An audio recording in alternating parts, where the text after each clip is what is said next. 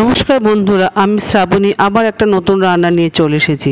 আমি আপনাদের আজকে করে দেখাবো ইলিশ মাছের মাথা দিয়ে কচুর শাক।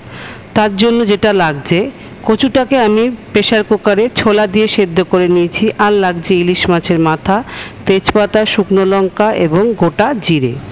আসুন রান্নাটা শুরু করা যাক। প্রথমে কড়াইতে তেল দিয়ে গোটা মশলাটা ফোড়ন দিতে হবে, অর্থাৎ জিরে, তেজপাতা, শুকনো লঙ্কা ফোড়ন দিয়ে তার মধ্যে ইলিশ মাথাটা দিয়ে দিতে হবে। মাথাটাকে অল্প একটু ভেজে নিয়ে এর মধ্যে মিশিয়ে দিতে হবে সেদ্ধ করা কচুর শাক।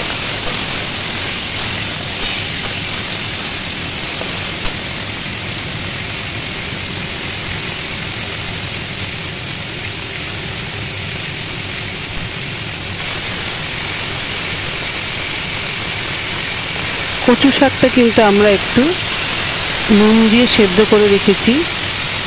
এটা কিন্তু একদমই বাঙাল বাড়ির রান্না।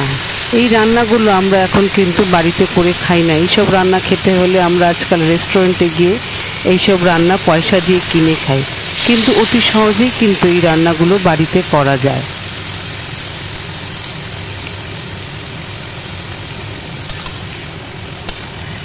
যেহেতু কচুটা সেদ্ধ করা, তাই এর মধ্যে আর কোনো রকম জল পড়বে না। আমি এর মধ্যে একটু নুন এবং হলুদ মিশিয়ে দিলাম। নুনটা বুঝে দেবেন, কারণ আগেই কিন্তু নুন দিয়ে কচুটা সেদ্ধ হয়েছে এবং মাছেও কিন্তু নুন হলুদ মাখা আছে। ব্যাস, আর কিন্তু কিছু না, কারণ এটা যেহেতু সেদ্ধ করা আছে, আমাদের লো টু মিডিয়াম টু হাইতে এটাকে নেড়ে চেড়ে এটাকে রান্না করতে হবে। এর মধ্যে কাঁচা লঙ্কা চিড়ে দিলাম ঝালের জন্য। কোনো রকম গুঁড়ো লঙ্কা এতে চলে না, এটা কিন্তু কাঁচা লঙ্কাতেই রান্নাটা হয়। আরও কিছুক্ষণ নেড়ে চেড়ে এটাকে রান্না হতে দেব, যতক্ষণ না জলটা শুকিয়ে যায়। আমাদের কচু শাকের জলটা শুকিয়ে গেছে। এবার এর মধ্যে কিছু মশলা মেশাতে হবে। এর মধ্যে দিতে হবে ভাজা জিরের গুঁড়ো। আমি শুকনো কড়াইতে গোটা জিরে এবং তেজপাতা ভেজে তাকে গুঁড়ো করে নিয়েছি। এবং দিতে হবে চিনি।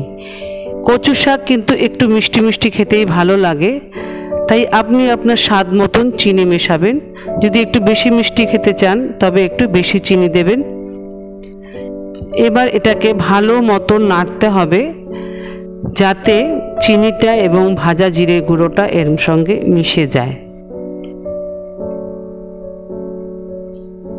এবার এটাকে আমরা আরও কিছুক্ষণ রান্না করতে দেব, যতক্ষণ না এটার রঙটা চেঞ্জ হয়ে আসে। একটা ছোট টিপস, অনেকেরই কচু শাক গলায় চুলকোয়, তার জন্য যদি আমরা একটুখানি লেবু চিপে দিই তাহলে কিন্তু কচু শাকে গলা আর চুলকোবে না। আমাদের কচু শাকের কালার চেঞ্জ হয়ে গেছে, জলটা শুকিয়ে গেছে। আমাদের কচু শাক কিন্তু রেডি। দেখতেই পাচ্ছেন কত সহজে কিন্তু এই রান্নাটা হয়ে যায়। এরকম একটি রান্না হলে কিন্তু দুপুরে ভাতের পাতে আর কোনো কিছু দরকার লাগে না। এক থালা ভাত আপনি এমনি খেতে পারবেন। ভিডিওটি কেমন লাগলো অবশ্যই জানাবেন কমেন্ট করে। ধন্যবাদ।